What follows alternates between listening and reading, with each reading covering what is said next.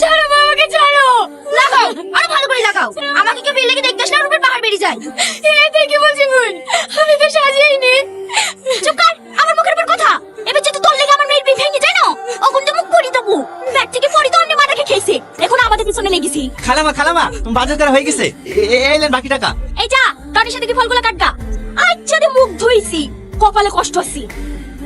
কাঁদেন না, আপনি এবারে বড় মেয়ে হওয়ার পরেও আপনার উপরে যেভাবে অত্যাচার করে দেখে আমারই কষ্ট হয়। আজ যদি আপনার আব্বু বেঁচে থাকতো তাহলে কোনোদিন আপনাকে এভাবে কষ্ট দিতে পারতুক না। আপনি যত তাড়াতাড়ি পারেন ভালো একটা ছেলেকে বিয়ে করে এ বাড়ি থেকে চলে যান। চুপ করো, তোমাকে আমি গাছতে বলিনি।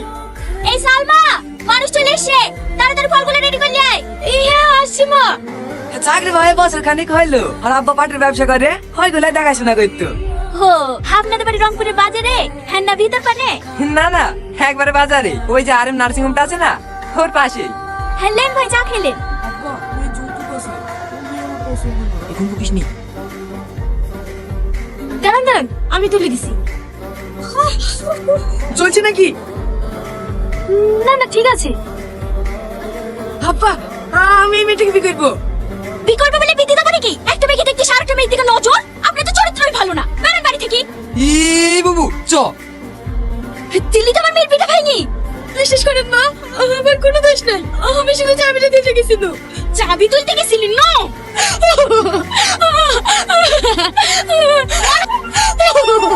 আর সেরকম ছেলে আছে? ছেলে থাকবে না কেন? ওর থেকে কত ভালো ছেলে আছে। সমস্যা তো হচ্ছে আপনার সৎ মেয়ের লেগে। পাড়াতে অনেক লোক বিয়ে ভেঙে দিছে, বলছে বড় মেয়েকে রেখে ছোট মেয়ের বিয়ে দিছে। তাকে না আপনাকে বড় মেয়েটার বিয়ে দেন। ওর বিয়ে দেবো কি করে? ও বিয়ে হয়ে শ্বশুর বাড়ি চলে গেলে বাড়ির কাজগুলো কে করবে? আরে বুঝতে পারলেন না ভাবি, বাড়ি বিয়ে দেওয়ার কথা বলছি নাকি? আপনাদের বাড়ি কাজের ছেলেটার সাথে বিয়ে দিতেন না?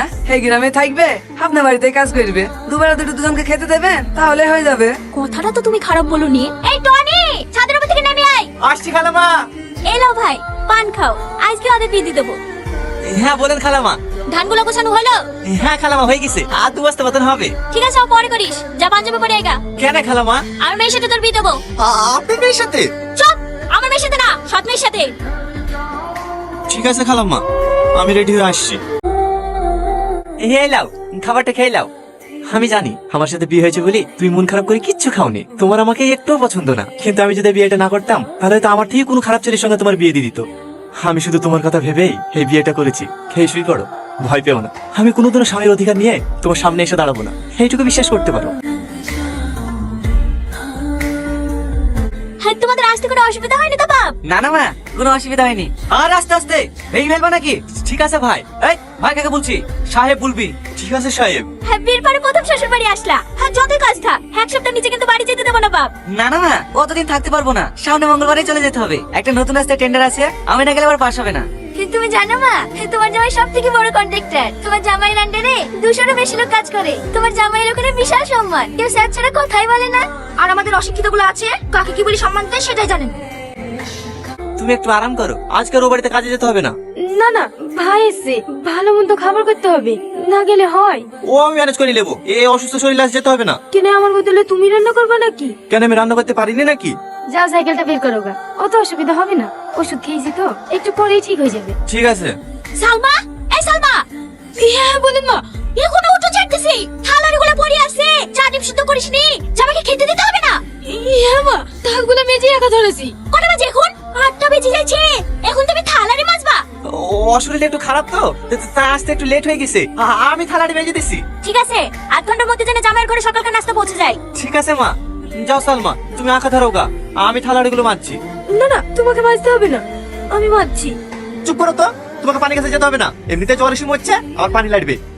ওই ব্যাপারটা মা কিছু বলিস?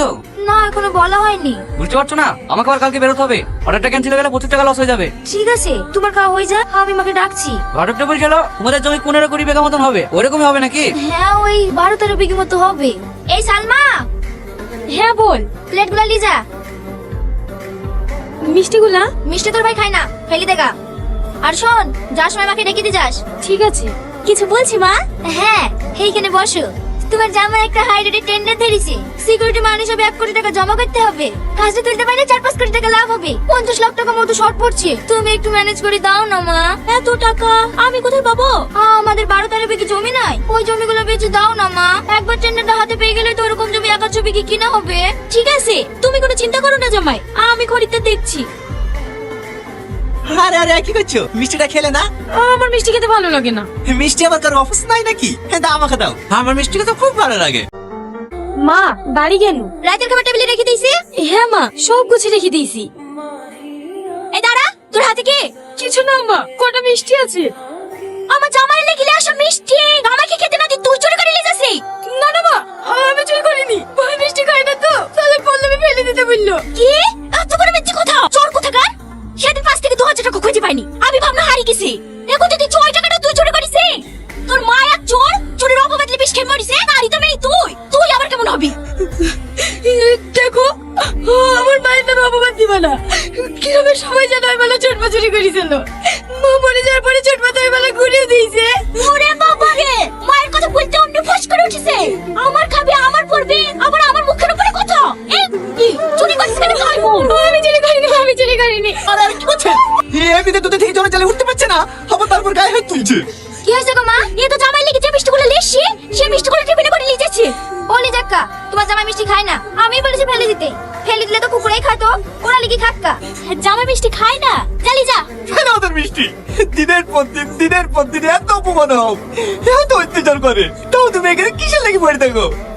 চলো, এবার তো তোমাকে থাকতে হবে না, আমি আর এবার কাজ করবো না। কি এসব আমার তোমার বকছি? ও কোথাও যাবে না, ও এই বাড়িতে থাকবে। ভুলে যায় না, ও আমার স্ত্রী, ওকে আমি যেখানে নিয়ে যাবো ওকে সেখানে যেতে হবে। দরকার আবার ওকে ভিক্ষি করে খাওয়াবো, তা আপনাদের এই নরকা থাকতে দেবো না। চলো সালমা। সালমা, সালমা যাসনি, সালমা যাসনি, সালমা। এইভাবে রাগ করে চলে আসলা, এবার কি করবা? কি করবো আবার? মুনিশ কাটবে নাহলে বিদেশ যাবো, তাই বলে তোমাকে প্রতিদিন অপমান করবে, ও আমি সহ্য করতে পারবো না। আর তুমি বিদেশ চলে গেলে যে আমি থাকতে পারবো না। তাহলে গ্রামে মুনিশ কাটবো। থাক, তোমাকে মুনিশ কাটতে হবে না। এই লাও ধরো, এই দুটো বন্দুক দিয়ে তুমি যে কোনো একটা ব্যবসা শুরু করো গা। না না, এ বালা আমি দিতে পারবো না, এটা তো তোমার মায়ের শেষ স্মৃতি, যদি আমি বন্দুকটি ছাড়াতে না পারি। সে বিশ্বাস আমার আছে, আর যদি না পারো ঝাড়াবা না, তুমি তো রান্না করতে ভালোই পারো, একটা খাবারের দোকান দাও। ঠিক আছে। কিছু মনে করো না বাপ, সব জমি বিক্রি করিও 45 লাখ টাকার বেশি হলো না। ঠিক আছে মা, ও কোনো ব্যাপার না, বাকিটা আমি ম্যানেজ করে নেবো। হ্যাঁ ঠিক আছে বাপ।